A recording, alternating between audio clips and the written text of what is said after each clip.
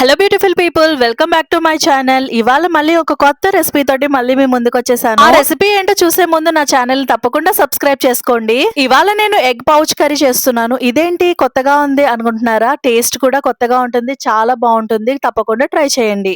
ఈ egg pouch కర్రీకి ఒక 5 ఎగ్స్ తీసుకున్నాను. అలాగే ఒక గ్యాస్ ఆన్ చేసుకుని ఒక బాణీ పెట్టుకుని అందులో ఆయిల్ వేసుకుని, ఆయిల్ అనేది మంచిగా హీట్ అయిపోయిన తర్వాత చిన్నగా చాప్ చేసుకున్న వెల్లుల్లిపాయ ముక్కలను వేసుకుని, తర్వాత 2 పచ్చిమిర్చి చీలికలను వేసుకుని, కొంచెం కరివేపాకు వేసుకుని మంచిగా ఫ్రై చేసుకోండి. ఈ గార్లిక్ వేసుకోవడం వల్ల ఈ కర్రీకి మంచి టేస్ట్ వస్తుంది. తర్వాత దీంట్లోకి 2 మీడియం సైజ్ ఆనియన్స్ తీసుకుని వాటి చిన్న ముక్కలుగా కట్ చేసుకోవాలి. వాటిని ఇందులో యాడ్ చేసుకోవడమే. ఆనియన్స్ త్వరగా ఫ్రై అవడానికి ఇందులో సాల్ట్ వేస్తున్నాను. సాల్ట్ వేసేసిన తర్వాత మంచిగా మగ్గనిచ్చేయాలి. తర్వాత దీంట్లోకి 1/2 టీ స్పూన్ అల్లం వెల్లుల్లిపాయ పేస్ట్ ని కూడా యాడ్ చేసుకుంటాం. ఇక్కడ నేను 2 టమాటాలు తీసుకుని మంచిగా పేస్ట్ చేసేసుకున్నాను. ఆ పేస్ట్ ని ఒక కప్ లో తీసుకున్నాను. ఈ పేస్ట్ ని కూడా ఇందులో యాడ్ చేసేసుకోవాలి.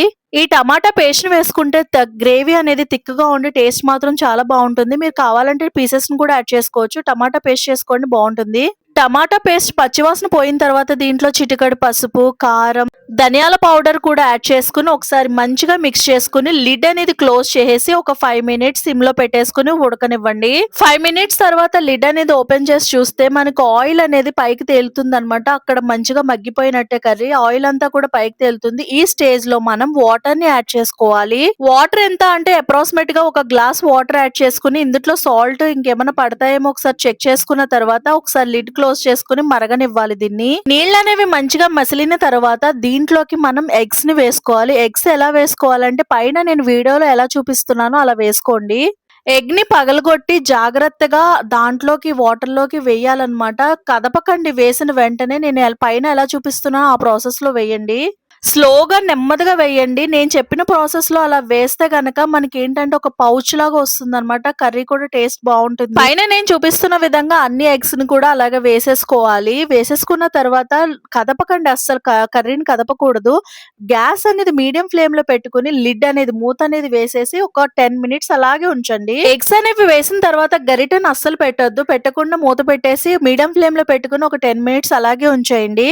10 మినిట్స్ తర్వాత ఒకసారి లిడ్ అనేది మూత తీసేసి మనం ఒకసారి చూస్తే గనక మనకి ఎగ్ అనేది పౌచ్ కింద భలే వచ్చేస్తుంది. నెమ్మదిగా మనం అటు ఇటు తిప్పేసుకోవడమే. కర్రీని ఒకసారి కలుపుకోవడం అంటే కలిపేయకండి, నెమ్మదిగా కలపండి. నేను పైన చూపిస్తున్నాను, వీడియోలో చూడండి ఎలా తిప్పుతున్నానో అలా నెమ్మదిగా తిప్పుకోండి. ఈ కర్రీ మనకి రోటీస్ లో అన్నిటిలో కూడా సూపర్ ఉంటుంది.